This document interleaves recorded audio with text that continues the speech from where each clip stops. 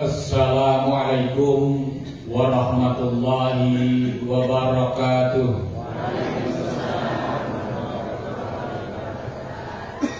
Bismillahirrahmanirrahim. Alhamdulillahi rabbil alamin. Wassalatu wassalamu ala asrafil mursalin Sayyidina wa maulana Muhammadin wa ala alihi wa ashabihi ajma'in, amma ba'd. Yang kami hormati Bapak Bupati Wonogiri yang pada kesempatan hari ini diwakili oleh Asisten 1 Kesra dan Pemerintahan Bapak Dr. Andes Teguh Setiono, yang insya Allah beliau juga nanti menjadi pengurus PCNU Kabupaten Wonogiri. Amin. Buat beliau. Mau pensiun, saya bilang jangan pensiun Pak. Setelah pensiun mohon bisa bergabung dengan NU, karena beliau di Asisten Kesra dan Pemerintahan sehingga banyak tahu hal tentang regulasi-regulasi yang ada. Beliau siap karena beliau aslinya Kendal, sehingga memang asli Nahdiyin. Hingga menghormati pengasuh Pondok Pesantren Gani Tirto Asri Panjenenganipun Romo Kiai Haji Muhsin Idris yang luar biasa, senior saya, dulu saya belajar organisasi dari beliau. Tahun 90-an saya jadi ketua PAC Ansor Jatisrono, kemudian diajak muktamar kongres Ansor, terus diajari berorganisasi, sehingga saya jadi seperti ini karena beliau juga. Ingkang kula hormati Forkombintang Kecamatan Tirtomoyo, Bapak Camat, Bapak Kapolsek ataupun yang mewakili, Bapak dan Ramil ataupun yang mewakili, Bapak Kepala Kantor Kemenak ataupun yang mewakili. Yang saya hormati pengurus cabang P4SK dan Iksagiri Kabupaten Wonogiri beserta seluruh jajarannya.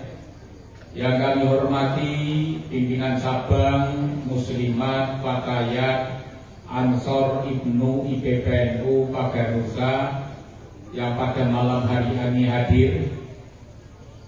Wabil khusus dumateng panjenenganipun Romo Kiai Haji Aktimuddin Asnawi, pengasuh Pondok Pesantren Abi Tegalrejo, ingkang kita tenggih fatwa saha nasihatipun.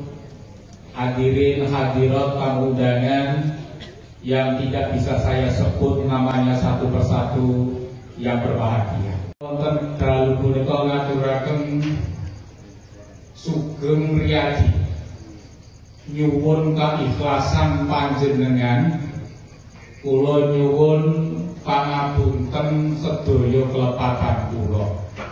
Amrih awit kula sadar kula niku ya ibarate Yai Muhsin rada terkenal ning media sosial,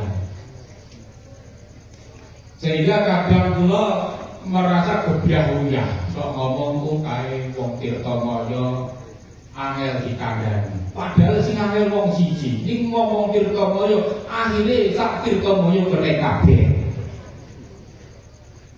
Kosa wangsulipun karena kula rada terkenal menika sering mengkritisi para habaib sing vokal menika, sehingga kakakian potongane Pak Barok iki kaya ngono. Ketua NU Wonogiri paling yo sok angel diatur ngoten. Potongan nganggo potongan. Ning ampun kuwatir sak menika sak ketika panjenengan ngomong ngaten menika dhateng kula sampun ngapura. Dadi nek kepengin ngrasani wong sing ora dosa ngrasani kula mawon. Langsung kula ngapura.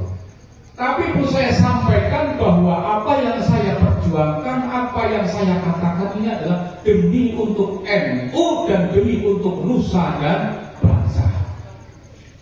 Kita telah tahu dan kita telah sadar bagaimana kondisi negara saat ini. Banyak orang, ada kelompok-kelompok orang yang ingin membelokkan sejarah bangsa, menghina para kiai-kiai NU. Gus Dur dikatakan buta mata, buta hati. Kiai Ma'ruf Amin, ulama Nahdlatul Ulama, ulama sepuh kita dikatakan batin. Saya selaku pengurus NU tentunya sadar, saya tersinggung, saya sakit hati, maka orang-orang ini harus tentunya disuruh keluar dari Indonesia.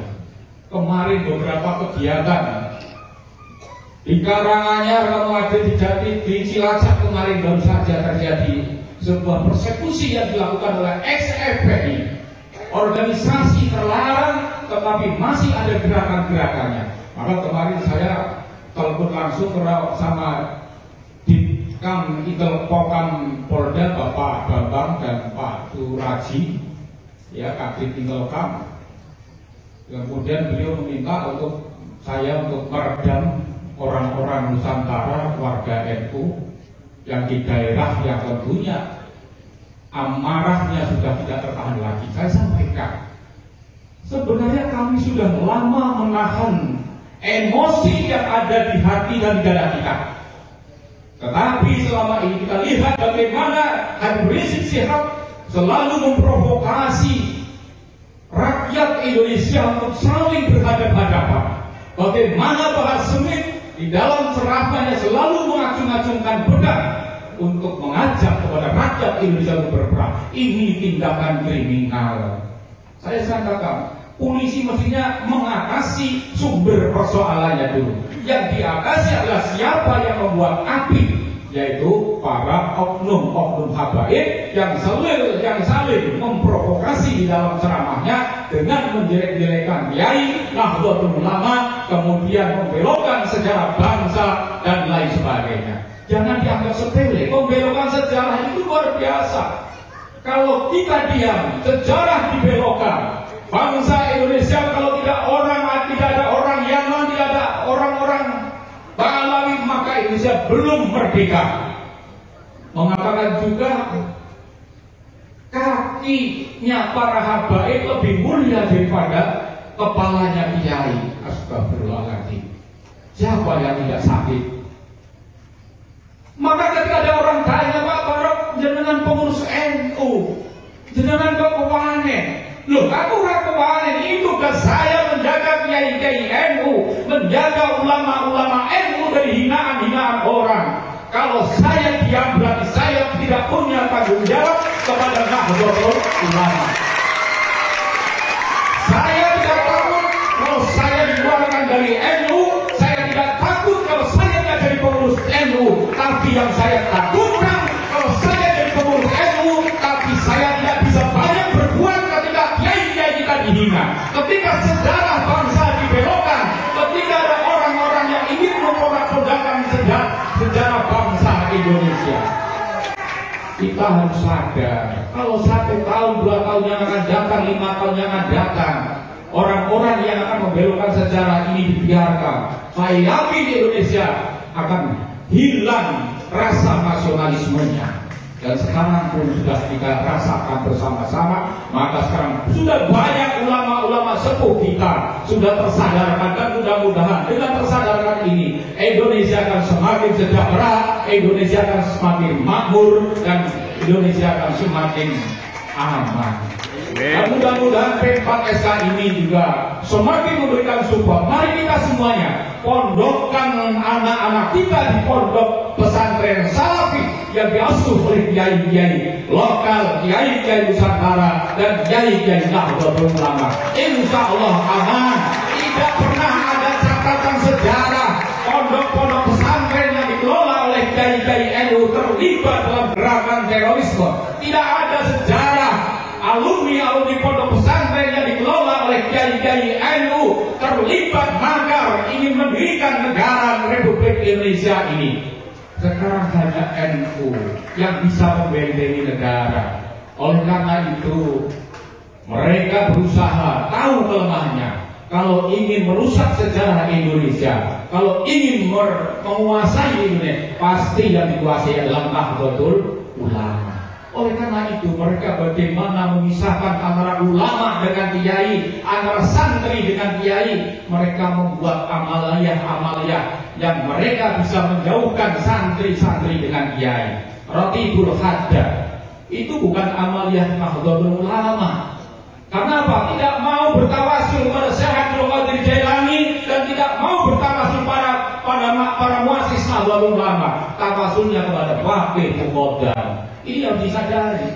Kita terhipnotis. Lama-lama kemudian orang-orang menjauh dengan kiai-kiai kita, menjauh dengan pondok-pondok pesantren yang diasuh oleh kiai-kiai NU. Mereka tidak sadar amaliyah-amaliyah inilah yang menjauhkan santri-santri dengan kiai.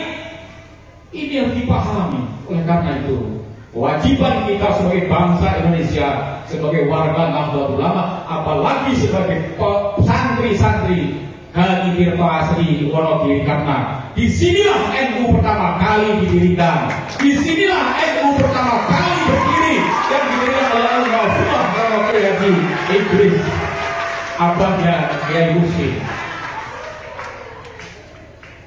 Oleh karena itu sekali lagi saya berpesan, mari kita jaga persatuan dan kesatuan. Kita jaga keutuhan negara Republik Indonesia. Kalau kita bersemboyan NKRI harga mati, maka siapa yang menghina presiden-presiden kita, siapa yang menghina lambang negara kita, bahkan siapa yang menghina pendiri-pendiri Nahdlatul Ulama yang merupakan pejuang-pejuang berdiri negara Indonesia, maka kita harus hadapi bersama-sama.